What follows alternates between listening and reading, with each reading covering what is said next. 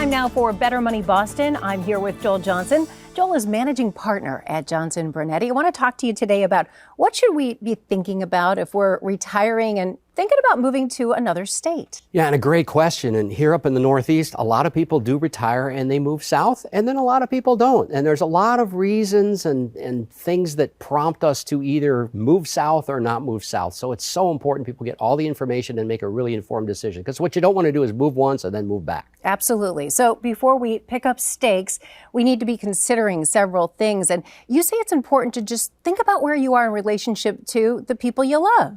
Yeah, and that's really important. We've seen, in our business, we have over 6,000 families we've served now in retirement planning, and we've seen people's health actually go downhill when they start moving away from family.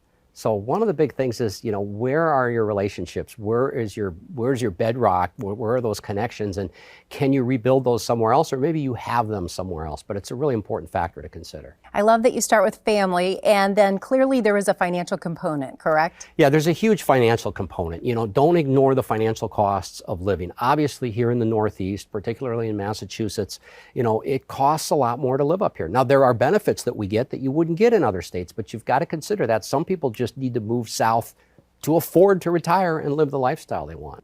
Other states have different rules, regulations, laws. Do those come into play?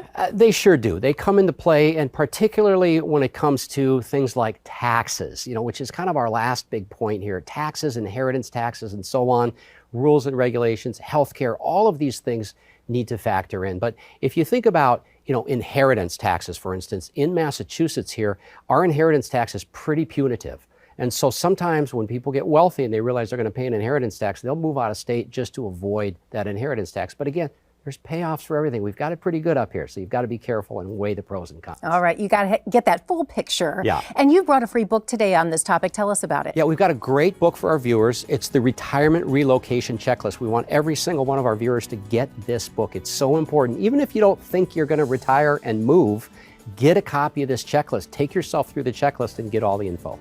Get Joel's free book today. Go to bettermoneyboston.com and you can receive it. Again, go to bettermoneyboston.com.